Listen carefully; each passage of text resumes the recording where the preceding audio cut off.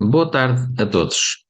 Sejam bem-vindos à última sessão deste nosso evento realizado especificamente para as juntas de freguesia, o segundo Juntas de Freguesia de Touro. O meu nome é André Silva e vou ser o vosso moderador desta sessão, onde abordaremos o tema da participação. Reforço que os três pilares da WireMaze são a comunicação, a transparência e a participação. Nós acreditamos que só com estes três pilares fortes se pode construir uma cidadania ativa e coesa. Para os que estão connosco pela primeira vez, sejam muito bem-vindos à Wire Academy. A Wire Academy é o programa de retribuição da WireMaze, onde promovemos apresentações e debates sobre modernização administrativa do setor público português. Nestes 16 anos de Wire Academy, contamos com centenas de oradores e partilharam com milhares de participantes o seu ponto de vista e as suas experiências. Aqui o nosso objetivo é promover o networking e as aprendizagens entre os diversos colaboradores das entidades públicas. Isto porque, ao trabalharmos juntos, promovemos cidadania. E nesta promoção da cidadania, a participação tem um foco principal no criar e desenvolver a envolvência entre a autarquia e o seu cidadão, das pessoas, pelas pessoas e para as pessoas. A participação pública visa estimular o envolvimento local com iniciativas e projetos que dependem fortemente da adesão das populações locais para o seu sucesso. Mais uma vez, e tal como já foi falado hoje diversas vezes, a comunicação é fulcral para o atingimento dos objetivos propostos, em concomitância com a existência de um planeamento e de uma estratégia adequada. Estes fatores aumentam as probabilidades deste envolvimento entre a autarquia e o seu cidadão ser mais forte, coesa e sentida também.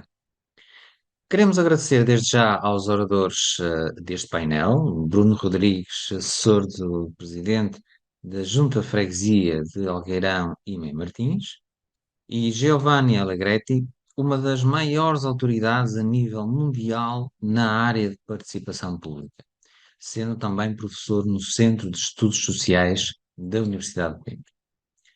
Recordo que a sessão será gravada e posteriormente partilhada, e gostaria só de relembrar que são cerca de 15, 20 minutos dedicados a cada orador, e após as duas intervenções, teremos um espaço onde poderão ser colocadas as vossas questões via chat ou via oral.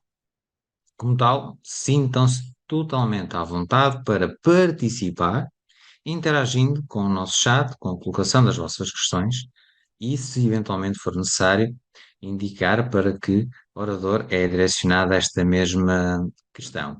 Iremos então começar com Bruno Rodrigues. Bruno, a palavra é sua, pode dar início então à sua intervenção. Boa tarde, antes de mais. Queria agradecer a todas as pessoas que estão aqui presentes. Eu vou falar aqui um bocadinho sobre o orçamento participativo e como isto pode, então, trazer uma participação da sociedade civil para a vida, para a atividade cívica e para a vida pública em geral. O orçamento participativo foi uma situação que nós tínhamos no nosso programa eleitoral em 2021, mesmo nessa perspectiva de trazer mais gente e envolver mais a sociedade civil na política, nas políticas públicas. Foi um processo que pegámos no ano passado, juntamente com a Hermeiras. Neste momento já estamos na fase final e vamos então dar início aqui ao orçamento participativo na Junta de Freguesia de Alveira Martins, sendo que é a maior freguesia a nível populacional do país. Portanto, contamos ter aqui, além de vários projetos, também uma grande adesão. Essa adesão também será muito através da nossa comunicação, que iremos começar a fazer assim que o processo esteja finalizado, para que conseguimos então ter aqui a mais-valia que será trazer a população para intervir junto dos assuntos que são mais próximos e mais queridos, que muitas vezes nós, como decisores políticos, devemos ter uma noção daquilo que a população necessita. Na realidade, não será bem aquilo, será um pouco ou não daquilo que eles pretendem. Daí acharmos que esta implementação do orçamento participativo, neste momento, um valor de 30 mil euros, para no futuro verificarmos a possibilidade também de aumentar este valor, de forma a termos a população junto, junto da decisão. Nós sabemos realmente que este será um desafio, será o primeiro ano que vamos implementar este orçamento participativo. Temos que fazer aqui um grande trabalho, não só junto da população, mas também junto da comunidade escolar, e temos isso previsto junto das escolas, dos conselhos gerais, cada uma das escolas, darmos a conhecer o orçamento participativo, fazermos algumas ações nas escolas, de forma a captarmos o maior número de ideias para, para votação. Tivemos aqui algumas situações que tivemos em conta. O que nós pretendemos realmente é uma cidadania ativa, informada, responsável, com o orçamento participativo. Vamos tentar fazer que as pessoas tenham conhecimento daquilo que dos projetos, do que envolve um projeto, do valor que envolve os projetos e do tempo que demora. Daí achamos que é fundamental mantermos não só este ano, e contamos também continuar nos anos futuros, mesmo após as eleições de 2025, não sabemos se o nosso partido será vencedor, se devemos continuar ou não. Nós temos e verificamos, tivemos algum estudo sobre esta situação, sobre o orçamento participativo, onde vimos que há casos muito bem sucedidos. O orçamento participativo começou a ser implementado principalmente no Brasil, onde as comunidades começaram a dar contributos muito fortes e onde podemos buscar exemplos variedíssimos de boas práticas, que é isso realmente que pretendemos. Não? Sabemos que há de ter que haver uma utilização, porque para nós o orçamento participativo também será fundamental para que a população perceba o funcionamento, para que seja uma situação transparente, que isso nos parece que faça sentido. Este valor que é dedicado ao orçamento participativo, a população sabe onde é que vai ser gasto, sabe como é que vai ser gasto, e vai ser gasto com ideias dadas por eles e votadas pela população. Portanto, achamos que priorizamos realmente esta situação para que tenhamos o maior envolvimento possível da sociedade civil. Vamos ter também muito cuidado, sabemos que isto pode, até a nível de inserção de propostas, pode ser uma situação que crie aqui algumas, que seja só por uma elite, mas se queremos, contamos também com a participação da área mais para simplificar todo o processo. Parece-nos que não podemos ter um processo muito complicado, porque isso seria reduzir em muito a participação cívica, e é isso que não pretendemos. Estão a ouvir? Também estou aqui a ver uma mensagem que há muitos cortes. Tem alguns cortes, vai-se conseguindo ouvir. Não sei se Se a é a mensagem ligação de internet. é a ligação da internet, sim, não é problema. Eu posso Ok? tentar ver se consigo ligar por cabo de rede, se calhar. Sim, mas neste momento também já não acho que não valerá a pena. É só falar sem ser demasiado rápido, como está a falar, que assim vai-se apanhando nos intervalos, sem problema, está bem? Tudo bem. Vou então fazer ainda mais, ver se não sou tão rápido. O que eu estava a dizer realmente é que pretendemos que o processo seja simples, para que as pessoas consigam realmente entender, colocar as meias da votação e também consigam fazer a votação. Não nos parece que colocar um processo demasiado complicado ou demasiadas coisas, a gente consiga chegar a toda a população, sabendo que nem toda a população tem o mesmo grau de instrução.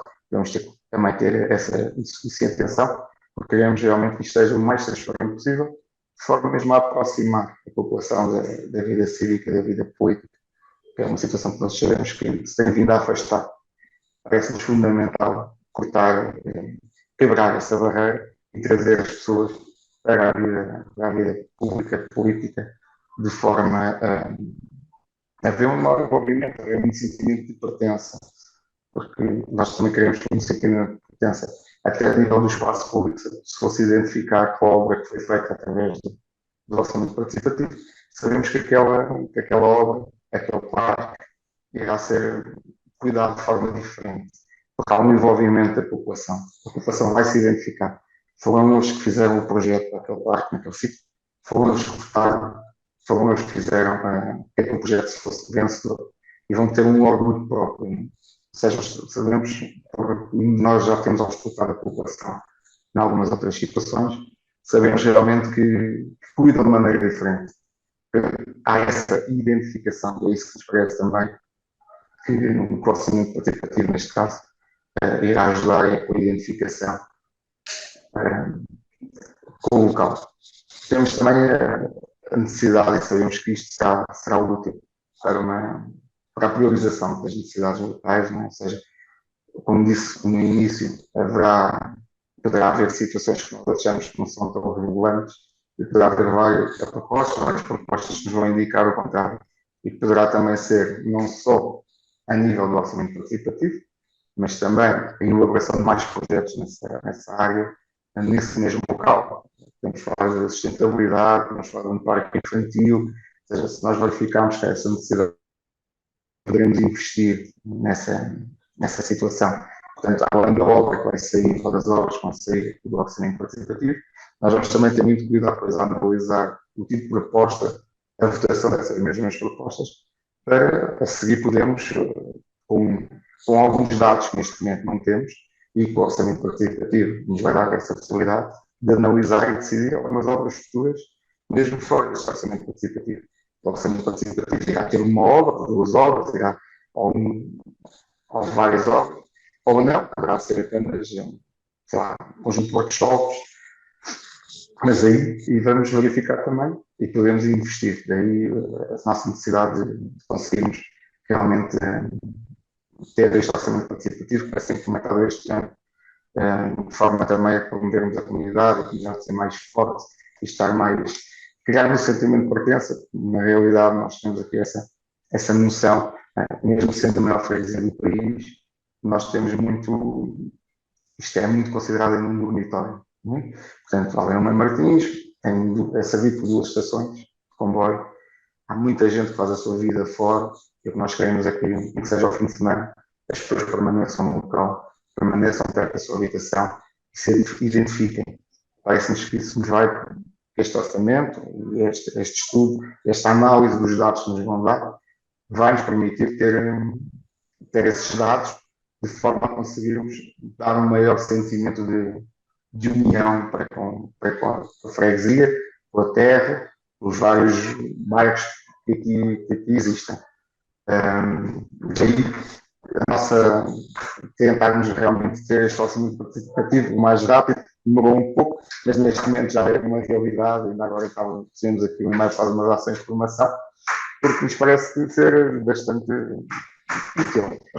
Sabemos também, nós temos cuidado quando vamos analisar que corremos alguns riscos, ou seja, quando digo riscos, sabemos que pode haver aqui, a nível de alguns grupos, que poderão tornar isto um bocadinho não tão democrático, ou seja, se houver lobbies muito fortes que poderão influenciar, mas penso que isso não irá acontecer e nós também iremos estar atentos a essas situações para não desviar aquilo que nós pretendemos que seja realmente um orçamento para toda a gente e responder às necessidades da população. Sabemos que não vamos conseguir chegar a todo o lado, como disse, temos 70 mil pessoas, achamos que vamos ter uma forte adesão, tanto a nível de ideias como de votação, mas não conseguimos chegar, não iremos chegar a todos os campos da freguesia. Basicamente será isto e daí temos também tido esta necessidade de implementar o orçamento participativo para trazer as pessoas para o espaço público. Nós queremos que a pessoa se identifique com o que vê. Achamos que isso será a melhor maneira, a pessoa sair e verificar que realmente votou, propôs e quis que aquilo acontecesse e aconteceu. Será isto. Muito bem, muito bem. Bruno, muito obrigado pela sua intervenção sobre o orçamento participativo que vão implementar nesta perspectiva de trazer, portanto, os cidadãos a participar naquilo que é a vida ativa da Junta de Freguesia, a participar também naquilo que é a vida política, para que entendam um pouco também sobre aquilo que são estas ações e tenho a certeza que vai correr bem e vamos todos torcer para que seja um sucesso o vosso orçamento participativo. Muito bem. Obrigado, mais uma vez. E passamos então para a intervenção de Giovanni Allegretti, que nos vai dar aqui também um overview da sua visão sobre a participação. Giovanni, como está? Tudo bem? Acho que está com o microfone desligado, pedia-lhe que ligasse o. César, tens que colocar o Giovanni como host, por favor. Ah, ok, falta. Já está. Ah, ok. É que me dizia que não podia, que não tinha as prerrogativas para poder modificar o microfone. Ok. Então, posso também compartilhar a tela? É? Sim, Correto. Posso? Exato. sim, Podes. sim. Já, espera um momento que vou ter que ir lá em cima e é que modificou-se alguma coisa no... Ok. Eh, ok. Conseguem ver tudo agora? Ok, perfeito. Sim. Então, eu não sei porque estamos aqui, deveríamos estar aqui? Ok. Então, primeiramente, queria agradecer muito essa oportunidade, porque é uma oportunidade, para mim foi muito interessante escutar os colegas das sessões anteriores, aprendi muito. Eu Faz algum tempo que não estou trabalhando diretamente com freguesias, pelo menos aqui neste país, e acho um pouco que o convite foi também um convite, como dizer, um pouco em termos de ser o estrangeiro do equipo, e a minha ideia foi de apresentar algo que pode-se permitir algumas reflexões sobre as freguesias em Portugal a partir um pouco de experiências de outros lugares também. E por essa razão acho que é importante fazer uma premissa que as freguesias são uma tipologia de instituição pública bastante rara em Europa, enquanto entidade político-administrativa. E o seu grau de autonomia, incluindo a possibilidade de aprovar orçamentos autônomos, é geralmente bastante reduzido na maioria dos países. Temos o caso da Alemanha ou da França, onde temos freguesias nas metrópoles e na Inglaterra, os borough. Digamos que em alguns casos, por exemplo, por cidade-estado, como é o caso de Berlim ou de Buenos Aires ou do Distrito Federal de Cidade de México, as freguesias acabam sendo praticamente municípios, não? Então, tendo mais poderes do que acontece em Portugal. Em outros países, tem tido histórias bastante diferentes. Por exemplo, na Itália, nós temos hoje em dia freguesias só nas cidades com mais de 300 mil habitantes, eram aquelas que se chamavam anteriormente circoscrizioni, que viraram município ou municipalità.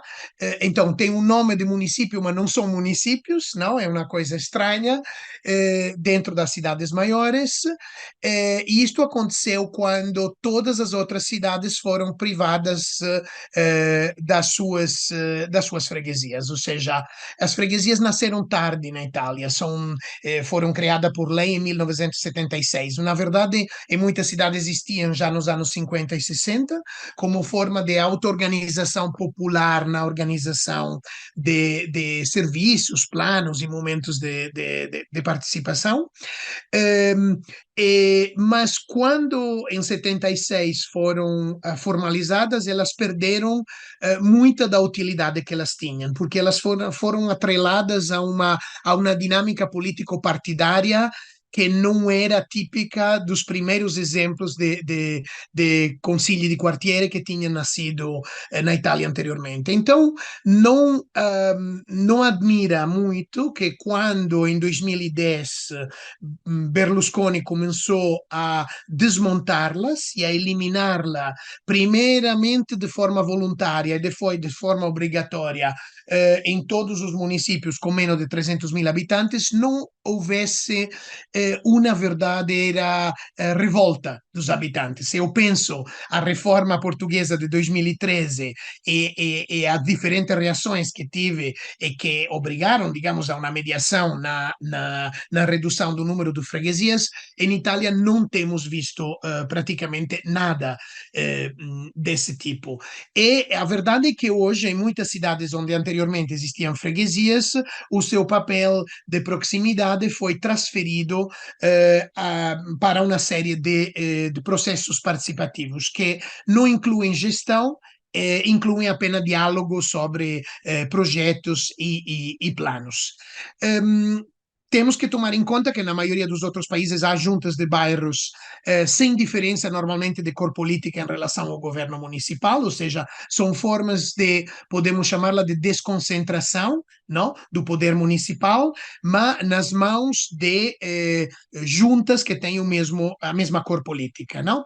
Então desaparece um fator importante, que é o fator da tensão e da competição positiva entre entidades de nível diferente que partilham a gestão, embora com tarefa específicas clarificada nos acordos entre as duas, mas não estão necessariamente alinhadas politicamente.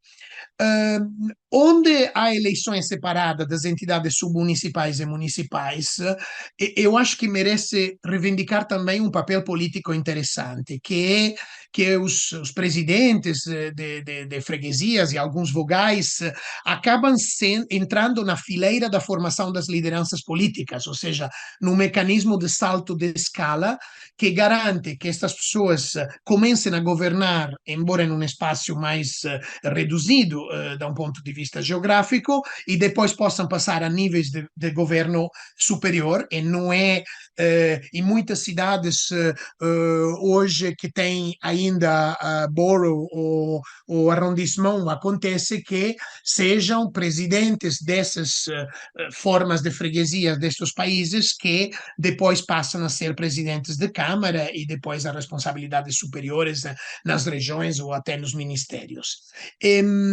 Estes fatores de importância não são sempre compreendidos por fora.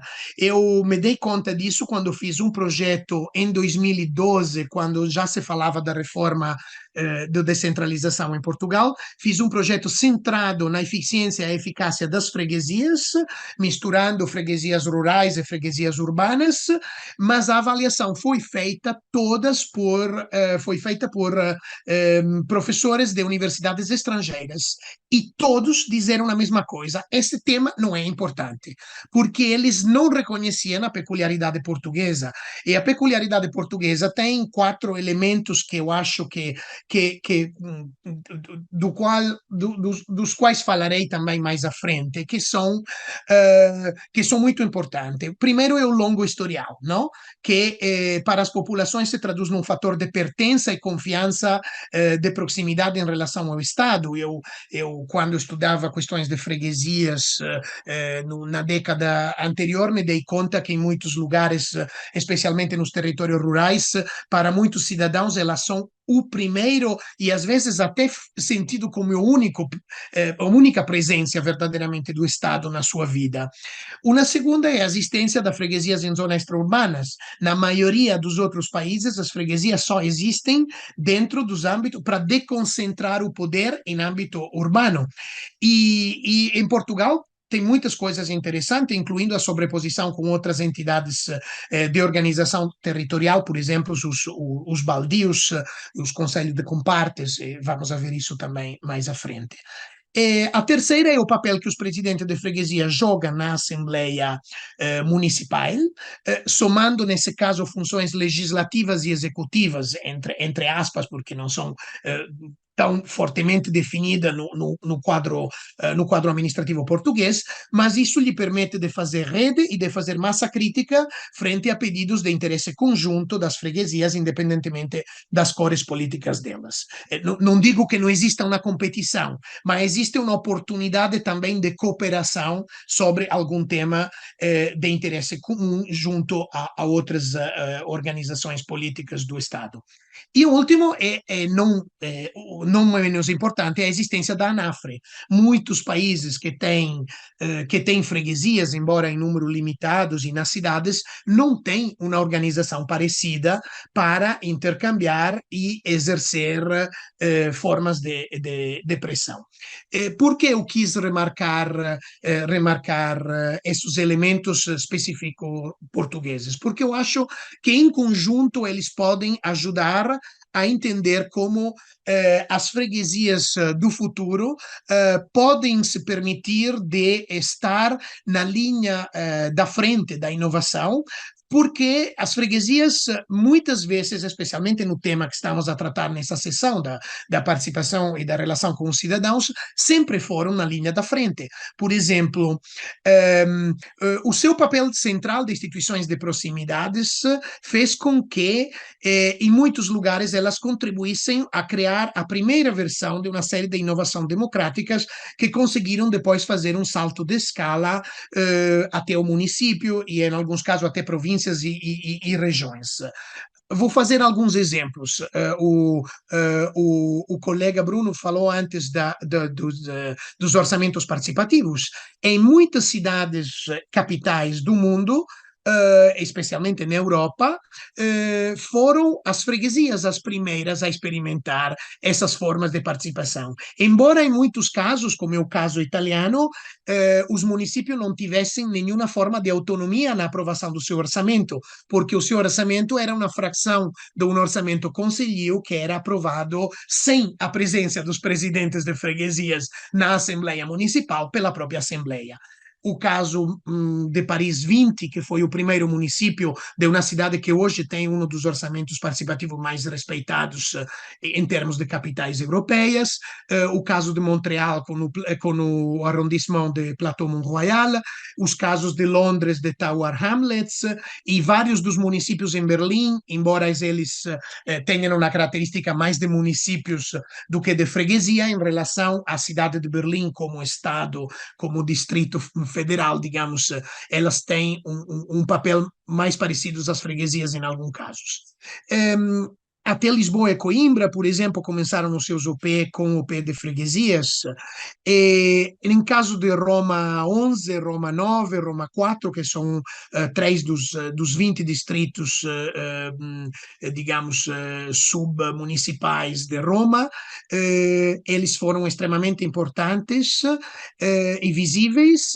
E no caso de Venezia, foram as freguesias periféricas da Ilha do Lido, da zona industrial da Marghera e da zona residencial de Fávaro, que montaram em conjunto, dialogando entre si, o primeiro OP, obtiveram do município de ter o primeiro OP, que só aconteceu nessas três zonas, que envolvia também questões muito interessantes, como aquelas de risco químico e industrial, e conseguiram envolver empresas municipalizadas de alojamento e de transportes, que o município inicialmente queria deixar fora do orçamento participativo, porque elas não estavam exatamente na estrutura municipal, mas eram empresas públicas ou empresas mistas, e então o município não queria elas no orçamento participativo. Outro tipo de inovações que não são... Então, o orçamento participativo vê a freguesias realmente na linha da frente, mas há outras inovações, por exemplo, a freguesia de Roma IV usou o primeiro leque de indicadores multicritério para avaliar as prioridades do OP, e foram objeto de um codesenho com os próprios habitantes que participavam dos processos. O Plateau Mont-Royal em Montreal foi central na construção da Carta dos Direitos e dos Deveres dos Cidadãos, que depois foi adotada pela inteira cidade de Montreal, e foi muito importante na criação do Land Trust, não? Áreas de propriedade coletiva em cima das quais as casas são construídas de forma cooperativa, bloqueando o preço da terra e então subtraendo-lo ao mercado. Mas muitas freguesias tiveram um papel também na transformação cultural dos cemitérios, por exemplo, na mudança cultural que houve na Itália no início do ano 2000, muitos cemitérios de freguesias pequeninos viraram parques da memória para cinzas, então reformaram exatamente a maneira com que eles eram utilizados. E poderia falar de outros casos, até em outros continentes, onde as freguesias foram importantes na criação, por exemplo, das chamadas feiras modelo, para tentar reduzir o custo do setor privado, por exemplo, da fruta ou dos materiais escolares. Elas bloqueavam algumas estradas para abrir mercados que, por exemplo, antes do início da estação escolar, conseguissem oferecer as coisas a preço calmeirado, para obrigar também o mercado privado a reduzir os seus custos gerais para os habitantes. Então, há muitas coisas que, a partir de uma entidade aparentemente tão pequenina, se podem fazer para melhorar a vida e a qualidade de vida dos habitantes. Uma coisa que eu queria referir é que claramente é difícil pensar dessa forma num país como Portugal, mas que não deixa de ser importante, é que as freguesias de alguns países anglo-saxônicos ou do norte da Europa, por exemplo, em Estocolmo, em Gothenburg, trabalham um aspecto interessante na estrutura e na geometria dos seus corpos de funcionários e colaboradores. Ou seja, tentar de ter uma estrutura de recursos humanos que reflita a complexidade e a diversidade dos seus habitantes. Por exemplo, contratando imigrantes das etnias que mais estão difundidas no território daquela freguesia, como mediadores culturais, ou também na construção das obras públicas, e fazendo curso em que eles acabam sendo mediadores, de alguma forma, entre os cidadãos que se reconhecem neles e o próprio corpo administrativo da freguesia. É claro que estas coisas vêm de tradições diferentes que temos nos diferentes países. Por exemplo, nos Estados Unidos e no mundo anglo-saxônico existem muitos as equity audit, não? Que são empresas privadas que fazem uma audição para julgar a coerência entre os objetivos externos e a estruturação da governação interna de algumas organizações públicas ou até privada ou do terceiro setor, em que eles analisam, por exemplo, como o gênero, as origens étnicas e religiosas, são refletidos também na estrutura da entidade, para além de ser objeto interessante das políticas sociais ou culturais da própria entidade. Então, é uma coisa a pensar, porque não é dito que no futuro não possam acontecer transformações que nos ajudam a pensar também com essa cabeça. Queria fazer dois exemplos de excelências mais radicais, antes de fazer algumas provocações gerais para Portugal. E esta primeira excelência é a freguesia de Roma 8, que hoje chamava-se Roma 11 e que agora foi renominada com a redução das freguesias romanas. Por exemplo, a freguesia de Roma 8 teve o primeiro website digital open source da história do orçamento participativo europeu. Ok? Se chamava EDEM 2.0. Nessa freguesia aconteceu a primeira Assembleia Cidadã com sorteio dos habitantes para decidir dos fundos de compensação urbanísticas gerados pela licença de construção. Nesta freguesia se montaram cursos de aprendizagem mútua entre funcionários públicos e movimentos de ocupas, que ocupavam apartamentos vazios para dar-los pessoas vulneráveis, de grupos vulneráveis, e o objetivo desses cursos foi aprender e construir um regulamento de autorrecuperação de edifícios inutilizados ou abandonados. Esta mesma freguesia criou facilitadores de forma bottom-up para os processos participativos, especialmente para a OP, construindo a metodologia da Universidade de Marselha, na qual se formaram grupos de cidadãos que depois foram a moderar os próprios processos participativos da freguesia. Ela fundou um laboratório urbano permanente para a regeneração do mercado da Garbatella e para a construção da cidade das crianças e da cidade da alimentação. E não podendo fazer projetos sozinho, ela sempre teve, apesar de ser uma administração radical, ela sempre teve que criar caminhos diplomáticos para a adesão do Comune de Roma, e até convenceu a região do Lácio a criar um canal de financiamento específico para as freguesias antes existia só para municípios, para incentivar as práticas de orçamento participativo e orçamento participativo jovem. E até conseguiu que se discutisse uma ideia muito interessante, que era que os fundos eram maiores em caso de decisões partilhadas em comum no âmbito interfreguesias. Nesse momento tinha 4 freguesias, a 8, a 9, a 4 e a 5 em Roma, que faziam orçamento participativo com financiamento regional, e quando eles decidiam, tomavam decisões interfreguesias, ele acessava mais fundos por parte da região. E esta foi uma negociação muito interessante que elas fizeram para mostrar que as freguesias não são só em competição, mas elas sabem cooperar para o bem das cidades onde estão localizadas. Mas também que se construíram redes de habitantes, ou seja, não foi só uma questão top-down de um instituto público, mas também os habitantes construíram redes de intercâmbio para encontrar peritos de autodepuração para que no orçamento participativo pudessem ser aprovados parques que incluíam opções de autorrecuperação e reuso da água, por exemplo.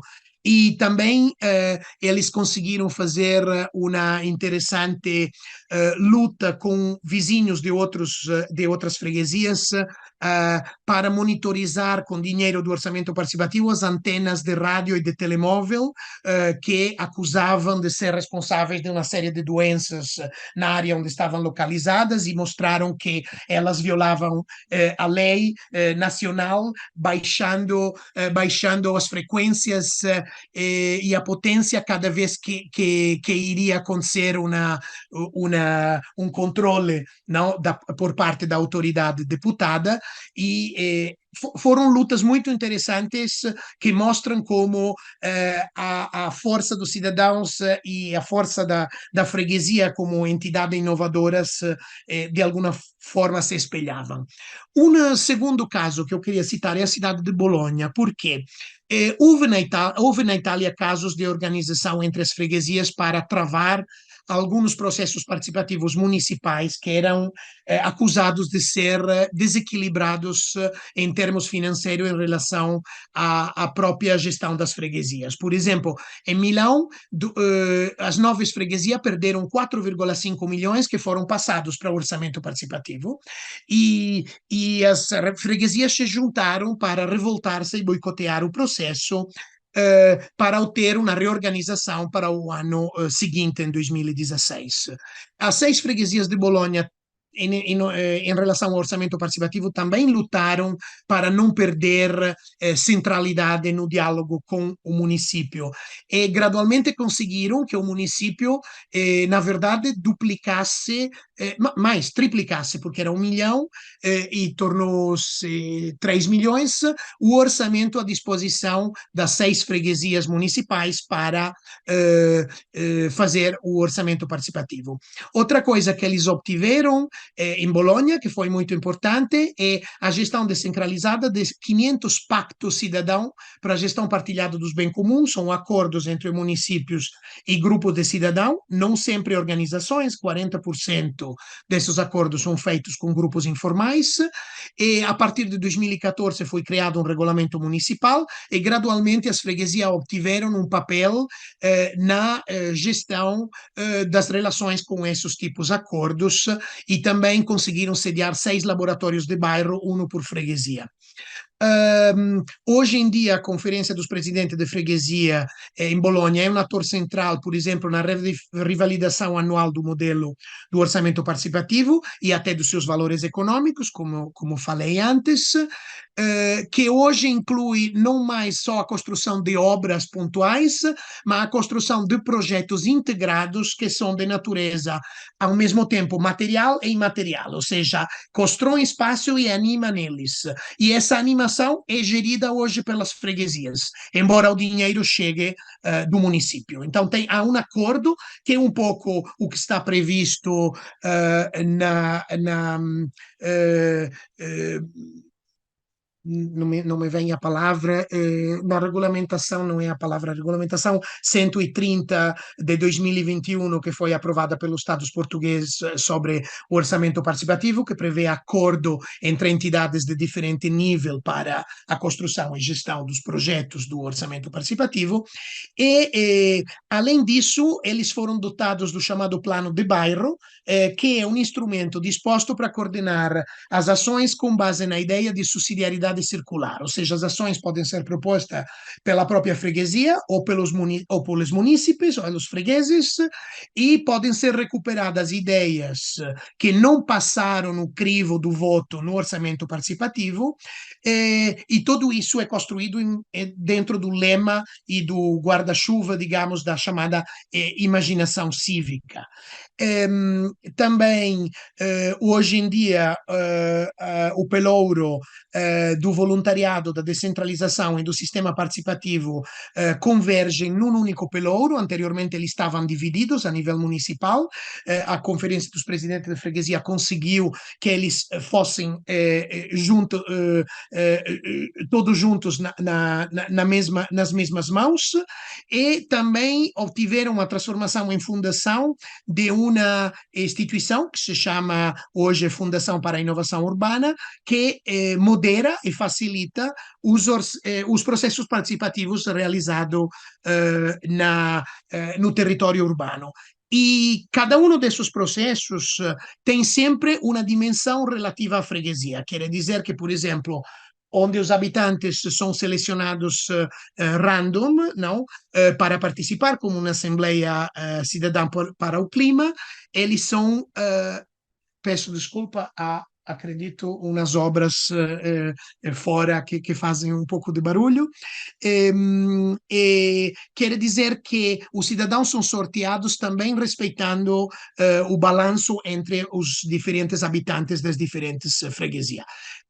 E os freguesias têm também um papel na construção das comunidades energéticas, que vem da Diretiva Europeia de 2018, e hoje em dia estão sendo transformados 33 centros de dias para idosos em casas do bairro.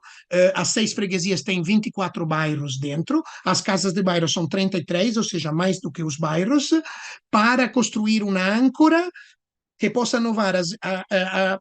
ancorar as inovações participativas, como os grupos de compra solidária, as comunidades energéticas, ao território das 6 freguesias. Então, diria que o que é importante é entender que todas essas inovações contaram muito com a luta conjunta dessas freguesias, que tem toda a mesma cor política nesse caso, mas eu acho que não seria diferente, provavelmente em caso que alguma tivesse uma cor política diferente. E o trabalho que hoje estamos a fazer é na construção de um sistema municipal de incentivos participativos que possam redistribuir os recursos, premiando as áreas que ajudam mais a poupar recurso das despesas correntes e também que contribuem na luta contra a mudança climática. Então, a ideia de um sistema participativo multicanal que reúna e faça dialogar os diferentes canais participativos. Destes 2 exemplos italianos, podemos ver como uma instituição administrativa que não é poderosa, e na Itália é ainda menos poderosa do que em Portugal, se torna, na verdade, um protagonista político indispensável da inovação autárquica, a partir do seu peso na construção de novas relações com os habitantes, então do seu papel de proximidade, mas também através de alianças de geometria variável entre diferentes freguesias em cima deste tema. E aqui eu acho que a pergunta para Portugal poderia ser se, apesar do facto de muitas freguesias em Portugal ter interessantes processos de participação, se é existida uma vontade de alianças estratégicas para contar maiormente e dar conta também da tendência que hoje existe em Portugal da construção de sistemas participativos multicanais em diferentes cidades, que tem componente cara a cara e componente virtual. Ou seja, interessa às freguesias portuguesas ser realmente protagonista desse âmbito da participação, Se eu olho o protagonismo da freguesia na rede de autarquias participativas de Portugal, eu diria que esta vontade ainda não é visível, porque elas são relativamente pouca dentro da presença forte dos municípios nessa rede que está aberta à presença das freguesias. E então, fico terminando com umas proposições provocativas de algumas áreas de excelência em que eu acho que as freguesias do futuro, imaginamos de projetar as tendências de hoje atuais para o 2030, não? Em quais áreas eu acho que as freguesias portuguesas poderiam dar uma contribuição muito interessante, para além daquela onde hoje excelem, por exemplo, os orçamentos participativos?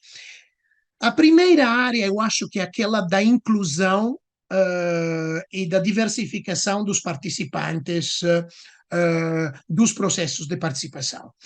Tem um estudo muito interessante que só incluía uma freguesia, que é Massamá e Monte Abrão, um estudo que foi feito sobre 60 municípios pela oficina e a rede das autarquias participativas, e este estudo visava analisar como se dá a inclusão de grupos subrepresentados nos processos participativos, ok?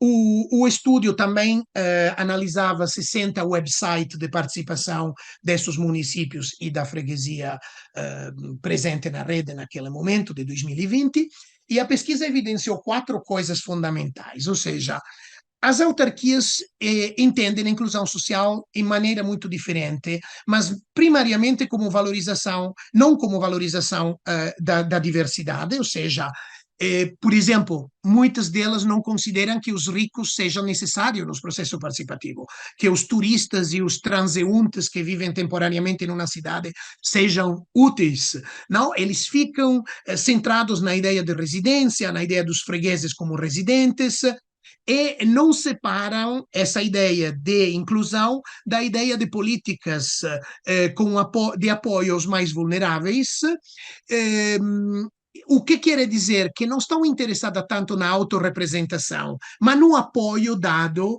na advocacy, não, da defesa dos direitos dos mais fracos, mas não na atenção a fazer com que os mais fracos possam reivindicar os seus direitos e os seus sonhos e os seus desejos e necessidades dentro dos processos participativos. Assim ficam felizes de processos participativos que não incluem, na verdade, uma grande diversidade de participantes. O segundo elemento é que poucas autarquias ousam envolver os mais difíceis entre os atores difíceis dentro dos processos participativos. Tendem a evidenciar alguns que é mais fácil encontrar e que é mais fácil representar e deixam outras categorias por fora, eventualmente representando seus interesses através de fórmulas de cima para baixo. O terceiro elemento é que os websites da participação nas autarquias portuguesas tendem a ser vistos como instrumentos funcionais e não também como cara de uma comunidade. Então, por exemplo, hoje vimos a importância que Massamá Monte Abrão dedicou hoje a ter a possibilidade da linguagem dos signos para as pessoas que são surdas, mas o 90 e mais por cento dos municípios portugueses não se preocupa que o seu website seja acolhedor para e que reflita a comunidade que está lá fora. Então, há ainda website de participação com imagem de jovens loiros que parecem suecos em cidades que têm 30% de presença de afrodescendentes e coisas desse tipo, que criam um mismatching, não? Uma diferenciação entre a realidade vivida e a realidade do website participativo. E a última coisa é que praticamente quase todo o país não tem políticas de co-design das medidas inclusivas, ou seja, não desenha com os habitantes que gostaríamos de ter nos processos as medidas para que eles estejam presentes. A pergunta que podemos fazer-nos é: são os nossos funcionários e colaboradores tão fantasiosos a poder imaginar o que, por exemplo, uma pessoa de etnia cigana necessitaria para sentir-se à vontade em um processo participativo e decidir de participar, ou um estrangeiro que não fala português? essa é uma pergunta aberta que temos que fazermos e é interessante que no final esse inquérito da RAP se transformou num jogo para solicitar os funcionários públicos a tomar em conta as visões e as posições de pessoas que não estão presentes normalmente nos processos participativos. Então, a primeira provocação tem a ver com o co-design, a presença do cidadão no desenho metodológico também dos processos participativos, da construção da medida de inclusão, das regras, da monitorização e até da construção dos sistemas participativos. Eu coordeno um projeto europeu sobre questões climáticas, que se chama Fênix, que está aqui atrás das minhas costas neste momento, e evidenciamos claramente como nos 11 pilotos que acontecem em 7 países diferentes da Europa, os cidadãos ainda não são bem aceitos por muitas instituições na co-construção das regras e das metodologias dos processos participativos. A segunda área onde eu vejo que as freguesias portuguesas poderiam emergir com brilho nos próximos anos é a área dos pactos de cogestão dos bens comuns. Na Itália existem já 230 cidades com regulamentos para tal, que permitem às freguesias e aos municípios de fazer acordos com o cidadão para a gestão de espaços e de serviços que normalmente pesam muito na despesa corrente, e nesse caso permitem de reduzir o custo da despesa corrente e de passar aquele dinheiro para novos investimentos. Então, há casos interessantes em que também a vulnerabilidade climática é considerada um elemento, esta seria a terceira área, um elemento importante para a ação participativa. Por exemplo, há hoje cidades em que há processos de artistas que tentam tornar visíveis a presenças, não staging, se diz no teatro, a presença, por exemplo, dos animais, das plantas, dos não-humanos nos processos participativos, por exemplo, a rotação entre habitantes, isso acontece muito no Japão, na Holanda, ou de alguma forma tem indicadores ambientais para a redistribuição do dinheiro nos processos participativos que se relacionam com índices de vulnerabilidades ambiental dos diferentes territórios. E estas formas de advocacy ou de redistribuição são muito importantes para acrescentar qualidade aos processos que tocam os temas ambientais. A quarta área, diria que na promoção e disseminação de novas formas de participação, uma delas claramente nascida há pouco são as CERS, que não são só as comunidades de energia renovável, mas em outros países são as comunidades de energia renováveis e solidárias, que redistribuem, por exemplo, o dinheiro poupado coletivamente através de painéis solares dentro de bairros pobres, como é o caso desse projeto da Fundação Messina, que recupera estas casas de áreas pobres, que se parecem muito às ilhas do Porto, não? Através do processo de poupança energética, e isto poderia ser uma área onde as freguesias têm muito a dizer nesses processos participativos. Um outro poderia ser para as freguesias de territórios onde há baldios e agrupamentos de baldios, ou seja, áreas coletivas que já existem muitas vezes há muitos séculos e que foram redistribuídas para as populações depois do 25 de abril.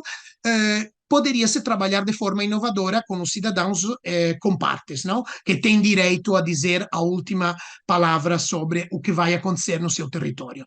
Hoje em dia, o que acontece? Há territórios de baldios dentro de freguesias geridos diretamente pelos cidadãos, através de conselhos de compartes, e outros que são geridos pelas freguesias.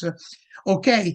Em muitos casos, há tensões, porque a maneira de imaginar, por exemplo, o retorno dos recursos produzidos nos baldios para os próprios territórios é concebida de forma mais redistributiva por parte das freguesias e mais devolutiva por parte do cidadão. É como se o cidadão dissesse, não, o dinheiro produzido aqui tem que voltar para cá, e as freguesias dissessem, não, o dinheiro produzido nessa área que tem a sorte de poder produzir este plus deve ser redistribuído para áreas maiores em que, por exemplo, há problema de envelhecimento, de desaparecimento da sede dos bancos, dos correios e tal. Então, tudo isso é ainda mais importante até 2032, porque a deadline da lei de 2017 sobre a auto-organização do baldio põe essa data como uma data última para a reorganização, e eu acredito que seja possível imaginar novas formas de colaboração entre as freguesias rurais e baldios. Digamos que estas eram um pouco algumas provocações que eu queria fazer-vos e nada, vos agradeço muito pela atenção e peço desculpa se foi muito extenso e se o meu português a vezes pode ter falhas. Muito obrigado. Não, muito obrigado. Percebemos perfeitamente, percebemos perfeitamente. Muito obrigado pela sua apresentação e pela experiência que conseguiu partilhar, aqui com todo o auditório. E passávamos então para a parte das questões, onde eu já tenho aqui diversas questões que gostaria de colocar, quer ao Bruno, quer ao Giovanni. Bruno, eu começava por si, se não me levasse a mal. Ahm, Já em Mesinde, há pouco nos dizia que era um dormitório. O Bruno referiu exatamente esse mesmo aspecto. Portanto, a participação cívica é, em teoria, uma estratégia positiva para gerar o tal sentimento de comunidade, de pertença. Que outros mecanismos usam ou pensam usar para este envolvimento com o cidadão? Nós usamos sempre, ou seja, até na obra, na recuperação de elementos, na participação nas coletividades, e dos elementos, por exemplo, as fontes, que se calhar estavam um bocadinho degradadas, nós vamos recuperando essas fontes para haver esse sentimento de ligação, porque a avó se calhar ia lá buscar a água, aquela fonte.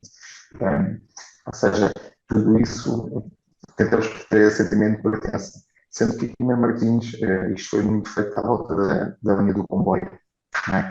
Isto até aos anos 60 eram grandes tintas, onde as pessoas vinham cá, ou seja, viviam muito da agricultura, e depois era feita a venda dessa mesma agricultura na Feira das Mercês, que está a decorrer, convido desde já também todos, se quiserem ir à Feira das Mercês no próximo fim de semana, onde depois eram vendidos os produtos, os frutos secos, os animais, e nós ficamos muita questão, por exemplo, na Feira das Mercês, reavivar a tradição saloia, temos lá os saloios, a representatividade dos saloios a andar pela feira como era antigamente, nas festas da natividade, ou seja, nós temos sempre que puxar a população, sabendo sempre que isto é um território onde não há um marco de referência. Nós, por exemplo, não temos assim uma grande obra, uma grande coisa que as pessoas consigam identificar. Então é com pequenos apontamentos, junto das coletividades, junto dos ranchos, na realidade temos 3 ranchos aqui na freguesia, ativos, e portanto tentamos sempre trazer as pessoas e dar esse sentimento de pertença. Também, e depois na população mais jovem, nós temos que fazer aqui o Valor Mundial da Juventude, por exemplo, e temos sempre artistas de Meio Martins. Isto sendo com 70 mil habitantes, temos aqui muita gente, muita coisa a fluir. Por exemplo, a nível dos jovens, temos o Ivandro, o Bispo, o Júlio, a KPST, todos eles são Meio Martins. Nós fazemos questão, também para criar esse sentimento de pertença dos mais jovens à terra, trazer que esses artistas estejam aqui na terra e cantem aqui na terra, não só hoje, mas como todos os outros. Tenho aqui, pegando aqui também num outro tema que falou, tenho aqui um outro tema que também gostava de lhe perguntar. Falou que gostaria de ter uma aproximação da sua sociedade com a vida política, porque existem inclusive. E já agora, Giovanni, depois também, se puder, no fim, complementar, depois também agradecia. Mas o Bruno falou que o orçamento participativo visa aproximar aqui a sociedade civil daquilo que é a vida política, porque existem já várias estatísticas que confirmam que realmente o cidadão está cada vez mais afastado desta vida cívica e política. No fundo, é quebrar esta barreira. Acha que com esta ação junto das escolas, começando pelos mais pequenos, explicando-lhes aquilo que é uma junta de freguesia, o que é ser presidente, o que é um orçamento, uma proposta, hum, Acha que é um caminho que terá que ser percorrido ou que deve ser percorrido para um sucesso do orçamento participativo? Acho. Não só do orçamento participativo, mas como depois na vida política e nos atores políticos. Nós aqui até temos todos os anos, temos assembleias, ou seja, várias turmas identificam vários elementos e eles vêm passar um dia aqui connosco para perceber o que é a vida de um presidente de junta, andam connosco na rua, assistem a várias reuniões, de forma mesmo a cativar e depois eles conseguiram transmitir aos colegas aquilo que foi feito. Nós temos muito essa preocupação. Nós nas escolas, depois também temos as assembleias de escola, com uma outra parceria, onde também faz um orçamento participativo, mas a nível da escola, onde as várias turmas apresentam várias propostas e depois nós, decisores políticos, chegamos à escola, verificamos quais é que têm possibilidade, por vezes também temos que explicar tudo isto. Eu, se escola, não sendo eu que administro a escola, será a Câmara, há obras que eu não posso fazer. E explicar isso também às crianças. Não é? Há coisas que a gente por muito quer fazer, às vezes não podemos, não é competência nossa. Mas nós vamos, explicamos e fazemos sempre obra. Ou seja, tudo o que é possível a gente fazer, o que compete à junta, e às vezes até extravasar, temos boa relação com a Câmara, é? Fazemos isso, mesmo para fazer essa aproximação, para trazer os jovens, achamos que será aí o futuro, trazer os jovens, não tem que vir todos para a vida política, mas tem que ser atores, pelo menos a nível da sociedade cívica, e perceber as dinâmicas. É? Porque senão porque é muito fácil criticar se não perceberem. Se perceberem, podem criticar a mesma, mas com certeza que a crítica será mais construtiva, não será só mandar abaixo. Nós identificamos, dizemos aos jovens, muito bem, isso faz-nos todo sentido, a questão é pertinente, devemos verificar junto de quem é o responsável, que não somos nós. Agora, da turma B, somos nós, vamos executar porque nos faz sentido. E isso cria um sentimento da criança a perceber que também é ouvida e esperemos que mais tarde isso traga um retorno para a sociedade. Muito bem. Giovanni, posso ouvir aqui Bom, também o seu parecer? eu diria, eu estou de acordo com Bruno, ou seja, sinto que é junto aos jovens que conseguimos hoje fazer um trabalho para reconstruir o sentido da política e a paixão para a política. Eu, quando trabalhei no orçamento participativo de Trofa, já há 12 anos atrás, que era um orçamento participativo juvenil, nós fizemos uma série de questionários em que perguntávamos aos jovens se, depois de ter feito essa experiência de 4 meses, eles iriam votar nas próximas eleições, aqueles que já estavam mais perto do direito ao voto. E a maioria respondeu que estava muito mais sensibilizado agora, que sabia como as coisas aconteciam, qual era o seu papel dentro das coisas, que o seu raciocínio poderia ser levado em conta. Então, eu acho que é mais fácil criar paixão hoje trabalhando com os jovens do que recuperar a paixão perdida dos adultos. Eu não estou convencido que vamos conseguir fazer muito. Se eu olho para cidades que fizeram um grande investimento em participação, penso, não sei, a Cascais, os índices eleitorais continuam a não mudar depois de 10 ou 11 anos. Sinto como se os cidadãos pensassem com duas fórmulas diferentes. Uma é a democracia representativa, aquela é uma coisa que não nos interessa, não gostamos, não sei o quê. A outra, a participativa, vamos ver. Vamos dentro, vamos ver se é séria, se funciona, se produz resultados e lá vamos nos empenhar. É um estudo comparativo que eu fiz em 2013 entre 12 orçamentos participativos de Portugal, me deram como resultado que de 5 a 10 a 20% nas diferentes cidades que eu analisei, especialmente na freguesia de Leça da Palmeira, me parece, à época, muitos dos habitantes não votavam, embora podendo, mas participavam do processo participativo. O que quer dizer que eles olham com dois olhos diferentes as duas coisas. Uma é a concreteza da vida que se constrói para melhorar a qualidade do próprio dia a dia. A outra é aquela coisa na mão de uma classe que mais ou menos se reproduz de forma, como dizer, fechada entre si. Então, se queremos ter nos próximos anos mais jovens entusiastas nas freguesias a renovar a classe política também, para além dos votantes. Sempre pensamos nos lados votantes, mas pensamos também no envelhecimento da classe política, não? As freguesias são os lugares onde você pode reconstruir laços de confiança e pensar que jovens decidam de dedicar o seu tempo não à carreira, não por carreira, por paixão, por amor pelo território, a entrar dentro. Eu conheço hoje alguns vogais de freguesias de Lisboa, por exemplo, que são apaixonados do seu trabalho, que sacrificam até a vida privada para a paixão que eles têm para o território. E acredito que isto sim seja possível e que a participação tem muito a fazer nesse sentido. Aí, nesse caso, estamos a falar um bocadinho das tais medidas de co-design, que estávamos a conversar há pouco, que envolvem consultores e mesmo um processo complicado. Acha que conseguimos fazer ainda mais nesta área do co-design, envolvendo os fregueses, no fundo, a contribuir e pedir-lhes ainda mais feedback naquilo que é a construção do próprio processo? Há caminho Eu ainda. acho assim, o co-design é um grande espectro de coisa, é um vaso de Pandora com muitas coisas dentro. Então, eu acho que há coisas que se podem fazer só depois de um pouco de ter feito outras. Por exemplo, eu acho que o melhor início de co-design é discutir em conjunto de um ano a outro, por exemplo, no orçamento participativo, que é cíclico, se as regras funcionaram. Então, quer dizer, monitorização e avaliação do processo e monitorização dos resultados concretos que o processo produz no território. Esta é a fórmula melhor para começar com o co-design.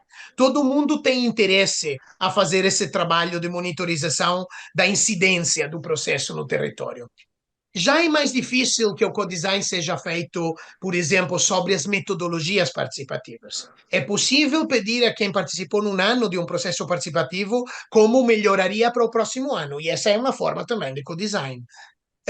Agora, o co-design das ações inclusivas ainda há outras metodologias, porque se eu quero ter mais imigrantes no meu orçamento participativo, eu preciso de dialogar com eles e entender quais são as barreiras pelas quais eles tradicionalmente não vêm instintivamente a um processo. E já esse primeiro passo de ir a perguntar é uma forma de co-design. Claro que se eles aceitassem de participar e poderiam ser parte de outras fórmulas de co-design, mas eu acho que tudo requer tempo, requer a missão humilde que nós, normalmente, nós funcionários públicos, consultores, acadêmicos, somos uma classe média, médio-alta em algum caso, médio-baixa em outro, e que não necessariamente temos suficiente fantasia para imaginar a vida dos outros. Como é estar numa determinada situação em que você tem que lutar todos os dias para levar a casa o jantar, não? E hoje para levar a casa, a casa, não? Que hoje o tema do alojamento é ainda mais difícil a tratar. Então, eu acredito que na medida, seja um círculo virtuoso, na medida em que mostramos ao cidadão que nos interessa quando ele co-desenha nas políticas e os projetos, nesta medida eles darão mais tempo e mais energia para desenhar melhor os processos participativos e ter processos mais aperfeiçoados e mais incisivos. Nesse sentido, eu vejo que o co-design é um círculo virtuoso, complexo, você tem que iniciar de um lugar e ir gradualmente até os próximos passos. Muito bem. Bruno, eu tenho aqui uma outra questão que gostava de lhe colocar. Gostaria de saber que iniciativas é que estão a pensar fazer para atrair jovens, a partir dos 16 anos ao vosso processo de orçamento participativo. Nisso vamos junto às escolas, já pedimos até os conselhos gerais, depois da autorização para junto às escolas, conseguimos fazer essa divulgação dentro das escolas, não é? Depois iremos andar também nos clubes, ou seja, nós temos vários clubes, tem futebol, judo, rei, tudo isso. Nós vamos fazer essa divulgação, digamos, difundir isso, seja através de plagas, seja das próprias redes sociais desses clubes, para conseguirmos então trazer, ou pelo menos dar essa informação aos jovens. Parece-nos que aqui as redes sociais são fundamentais, os Instagrams, os Facebooks, os TikToks dos clubes, o jovem se calhar não segue o Instagram da Junta de Freguesia, mas se joga no clube, se joga rugby, se pratica judo, certeza que se é do clube, até porque por vezes aparece ele, eu estou a perceber, vamos fazer essa divulgação e pedimos já aos clubes também para fazer essa divulgação nas redes sociais deles e depois nas escolas para os métodos mais tradicionais, com fixação de cartazes, de flyers. Muito bem. Posso Mas não acrescentar uma querendo. coisa ao que o Bruno disse? Claro, Giovanni, Eh, claro que sim. e tem a ver com o co-design. Na minha experiência, especialmente nos países nórdicos, onde os jovens estão meio reservados e tal, uma das coisas mais úteis para atrair novos jovens é pedir aos jovens que já participaram o que eles fariam, quais barreiras eles encontraram. E até há casos muito interessantes, como aquele de Boston, onde um caso em que trabalhei na Noruega, por exemplo, a Fredrikstad, onde o jovem não apenas gerem, não apenas participam, mas são cogestores do processo participativo. Então, estão envolvidos, por exemplo, nas indicações para a construção das obras, ou addirittura, por exemplo, se tem um processo cultural que foi financiado no orçamento participativo, e o processo é dado a eles para gerir. Então, organizam um festival de teatro, um festival de música, porque eles aprendem imensas coisas que depois lhes servem para a sua vida. Então, essa questão de pensar algo mais sólido do que ter umas pessoas, não digo passivas, mas semi-passivas, a votar, clicar e depois tudo passa à burocracia tradicional, é uma coisa que ajuda muito a dar confiança ao jovem que eles estão aprendendo algo para a sua vida, para além de algo para a vida em comunidade. E então eu sinto que há muito que se pode fazer a partir de perguntar ao jovem o que você gostavam de ser dentro do próprio processo que é dedicado para vocês. Uma das coisas que emerge sempre é que eles não querem estar sozinhos, não querem ser um elemento estanque da cidadania. E muitas vezes eles pedem de envolver gradualmente os pais. Por exemplo, acrescentar sessões. Ele precisa dos seus espaços e da sua linguagem, isso é claro. Inclusive a linguagem informática, uma linguagem das imagens, das bandas desenhadas e tal. Mas depois eles estão abertos para fazer um diálogo intergeracional. Então, esse é um momento importante em que os jovens tornam-se multiplicadores das estratégias de relação de proximidade de uma entidade pública. E então é muito importante que eles estejam envolvidos nessa capacidade de comunicar para as famílias. Sabemos todos que a educação ambiental não funciona com os adultos, funciona com os adultos através dos jovens, muitas vezes são as crianças que voltam para casa e estigmatizam os comportamentos antiambientalistas dos seus pais. Então, temos que apostar mais e mais solidamente no jovem e na sua capacidade, por exemplo, de construir regras. O orçamento participativo de Cascais, dos adultos, foi tudo top-down. Mas o jovem construiu as regras de participação através de um jogo, com os próprios meninos e meninas. E de ali adquiriu confiança para poder discutir das regras com os adultos gradualmente. Então, isso é muito importante. Às vezes, participar com os jovens é mais fácil. Todos os partidos dizem que sim, sim, damos essa coisa, fazemos o processinho. Tu não consegues começar um OP num município que tem uma maioria muito, muito, muito mínima, por exemplo, de diferença com a oposição, mas consegue fazer um processo com jovem. Então, usa esse processo com jovem para alavancar outras coisas mais ousadas, digamos. Muito bem. Giovanni, muito obrigado. No entanto, Bruno, querendo complementar a primeira questão que lhe tinha falado, estávamos a falar, portanto, com esta interação de jovens no orçamento perspectivo, nas escolas, mas o que é certo é que a maioria da nossa população é idosa. Neste aspecto, existe aqui alguma expectativa em apostar em projetos intergeracionais? Sim. Sendo que aqui o Conselho de Sintra é o único realmente que há mais nascimentos do que mortes. Conseguimos ir um bocadinho a nível da migração, temos essa questão. Sim, nós temos, e nós aqui também, nós neste momento, até a nível, e falo aqui pela Junta de Freguesia, nós temos um projeto que é o Movimento, que é direcionado para os séniores, mas também temos essa, ou seja, por vezes chamamos as crianças para aprender os séniores, jogar xadrez, jogar damas, ou seja, haver aqui uma percepção, porque a solidariedade, e sabemos que a nível das classes mais adultos, mais séniores, por vezes temos aqui esta situação da solidão, e este projeto é mesmo também para combate à solidão. Nós tentamos sempre trazer os jovens e fazer aqui um encontro intergeracional. Não conseguimos sempre, é verdade, mas com este projeto que começamos agora ao do PRR, é isso que também pretendemos. Sabemos que também temos aqui uma franja da sociedade com uma idade que se isola muito, e nós temos sempre combater isso. Também temos um programa com a Câmara Municipal de Sintra, a nível do digital, onde o idoso tem umas aulas e no fim é-lhe atribuído um tablet para fazer uma videochamada com o neto, com a filha, para ter uma rede social, para trabalhar quem tem esse isolamento. Nós temos também sempre essa atenção. Sabemos que é uma franja da sociedade que por vezes está muito silenciosa. Okay? É o jovem, fruto da idade e bem, consegue exprimir mais o idoso, por vezes é mais recatado, consegue ficar em casa, e nós tentamos sempre combater isso. E este projeto, o movimento, é engraçado, porque tentamos realmente fazer aqui estes encontros intergeracionais, não só no papel, mas os jovens vão lá, e estamos a criar aqui dinâmicas até para o jovem levar o animal de estimação e o idoso, fazer assim alguns encontros.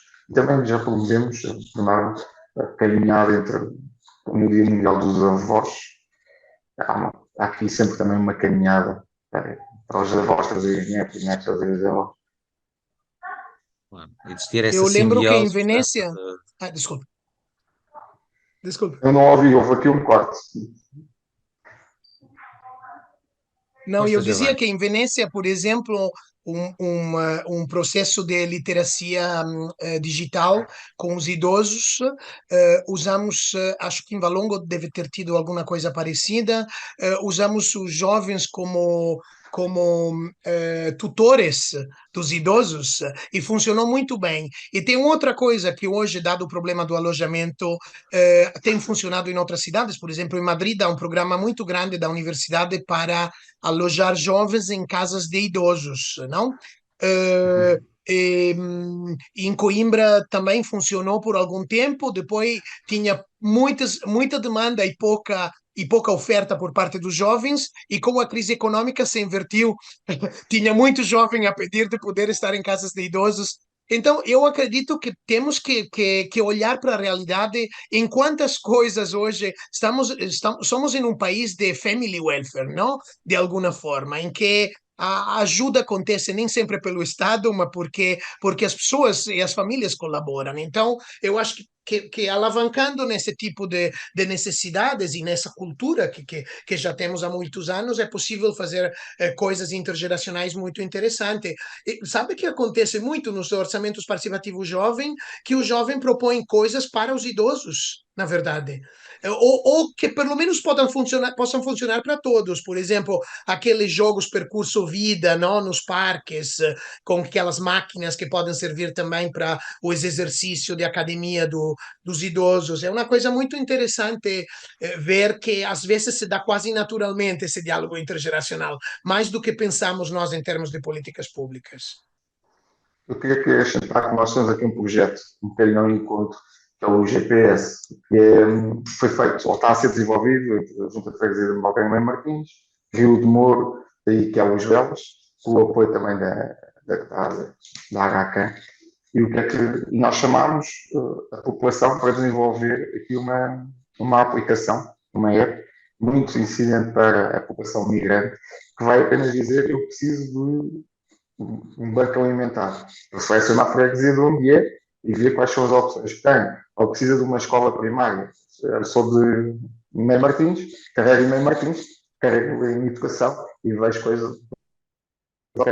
E aí chamámos a população para nos ajudar a construir, e foram eles realmente que construíram, que foram dando as sugestões de como é que tornar a aplicação mais navegável, mais acessível.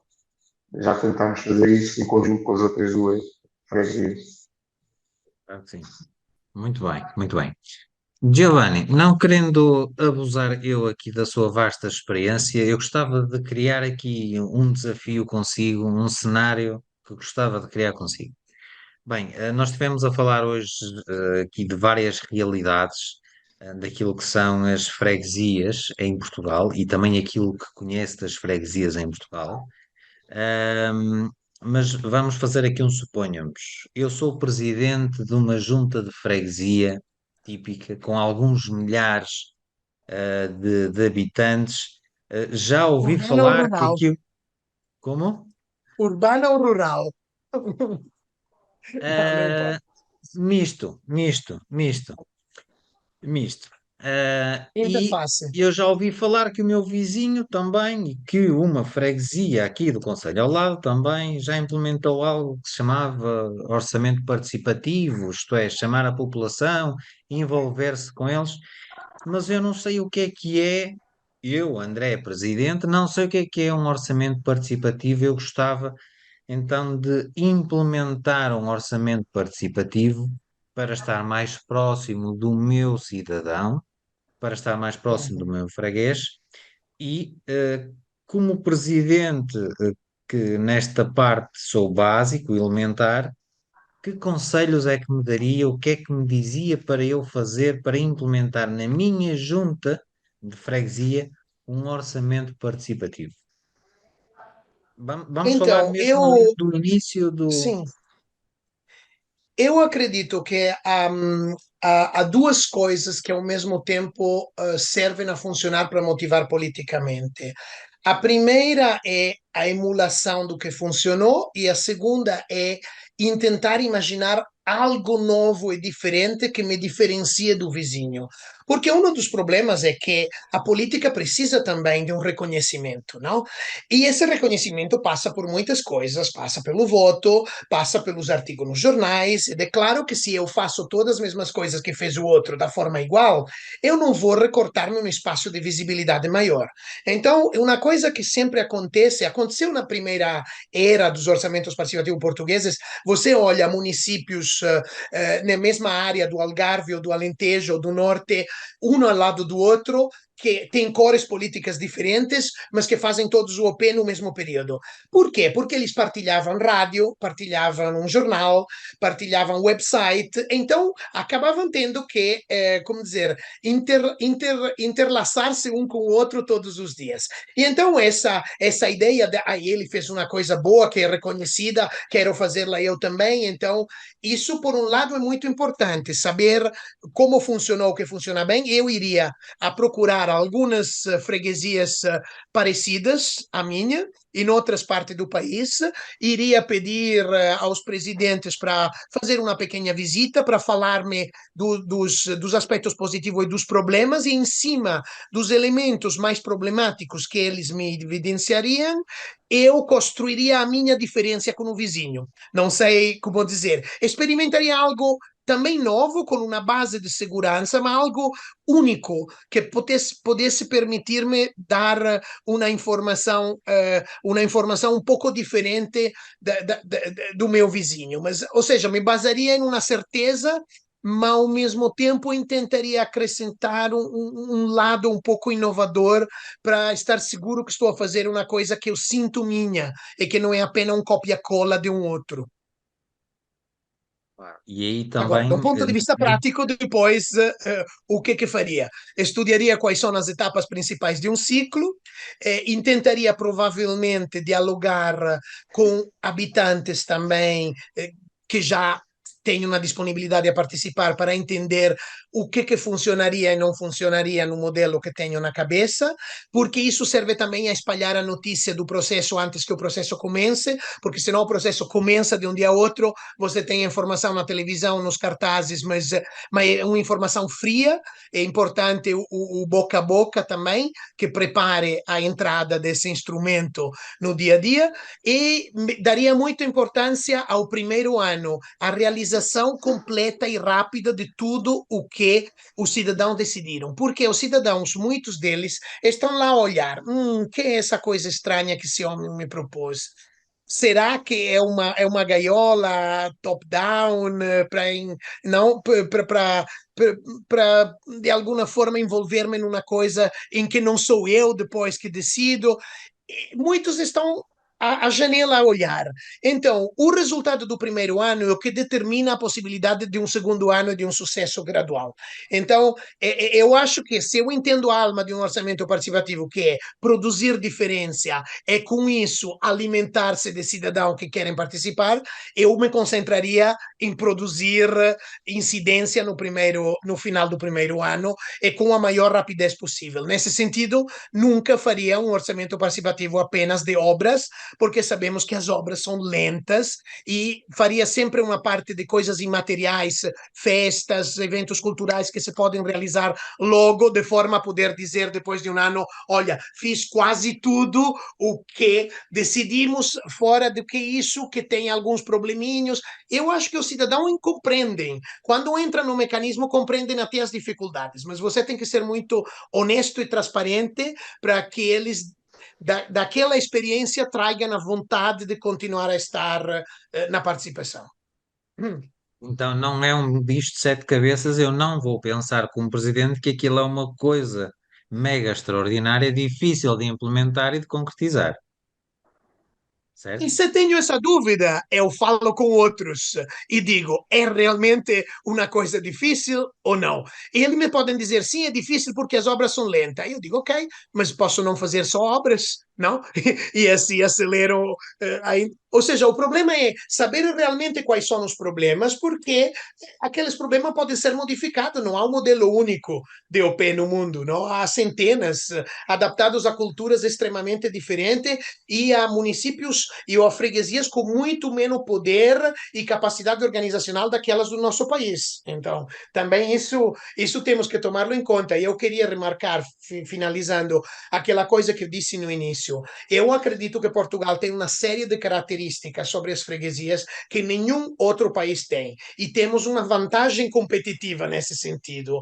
A poder dialogar entre as freguesias, poder aprender um do outro, poder fazer lobby, poder gerir uma parte, embora pequena, das nossas competências. Tudo isso outros países não têm. Então, valoramos o que temos. Eu sei que cada um das freguesias que estão presentes aqui vê as dificuldades do dia a dia, mas sabemos também que a gente que está em condições institucionais administrativas muito piores do que as freguesias portuguesas. Então, eu usaria esta vantagem para ser realmente uma alavanca e uma ponta avançada da inovação no país.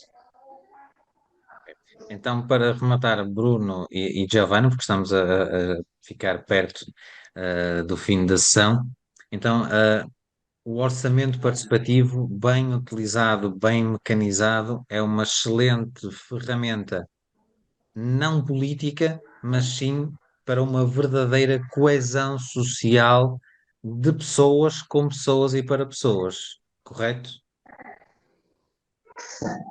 Diria que sim, né? Mais do que política aqui, é a vontade das pessoas, é a comunidade. Eu não deixaria de lado a palavra político, porque político é muita coisa. Político é também construir relações fortes com os outros cidadãos e saber enfrentar dificuldades e lutar para os nossos direitos. Então, os processos participativos têm três características. A primeira é instrumental, me serve para tomar uma decisão. A segunda é epistêmica. Eu e todos os que participam aprendem muitas coisas novas dentro do processo. E a terceira é social, vamos construindo alianças que podemos usar fora do processo. Eu tenho uma senhora que me contou uma história em Rosário, na Argentina, dizendo: eu, graças ao orçamento participativo, consegui divorciar, porque o meu marido era violento, eu era sozinha, não tinha amigos. Fui no OP, fiz amigos, eles me protegeram, me hospedaram em casa e eu pude divorciar. Agora, é uma metáfora, é uma anedota, mas é fundamental entender que a nossa vida pode mudar também pelas relações que construímos com os outros. E então eu acho que esta dimensão é uma dimensão política, pelo qual considero que o orçamento participativo, embora podendo não ajudar a democracia representativa a aumentar os seus números, ela pode construir política nas cidades. Ok, muito bem. Quero agradecer, estamos a chegar ao fim desta nossa sessão. Quero agradecer imenso às intervenções, quer do Bruno Rodrigues, quer do Giovanni Allegretti, que nos deram aqui uma visão global daquilo que é o orçamento participativo, as importâncias. Falamos aqui de alguns detalhes que acabam por ser importantíssimos para que todo este processo seja transparente, simples e que cumpra efetivamente com os objetivos. Mais uma vez, E muito lembrem-se obrigado. que, né, nas quatro provocações que eu fiz, para o futuro, eu não falei do orçamento participativo, porque achei que naquilo já as freguesias eram muito avançadas. Pensei em outros processos onde elas podem pôr as mãos na massa e fazer diferença no lançamento de novas coisas. Muito Obrigado. obrigado. Muito obrigado. Muito bem, apesar do tempo que está lá fora, eu espero que todos tenham tido um dia agradável connosco, com as três sessões que tivemos, com estas aprendizagens, com todo o know-how e o conhecimento que conseguimos aqui partilhar, para que mais uma vez continuemos aqui a promover uma cidadania em nosso redor. A colaboração de todos é essencial, para que possamos construir uma sociedade coesa e fortalecida.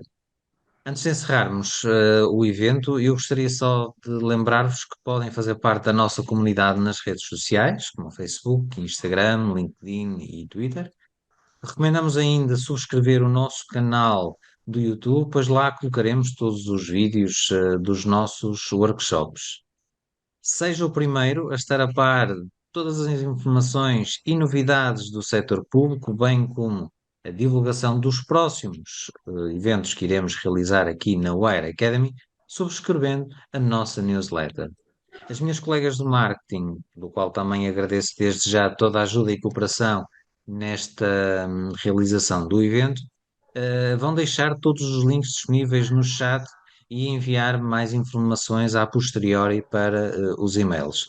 Recordo que o certificado é válido pela presença e pela inscrição e, em princípio, deverão recebê-lo sensivelmente dentro de uma semana.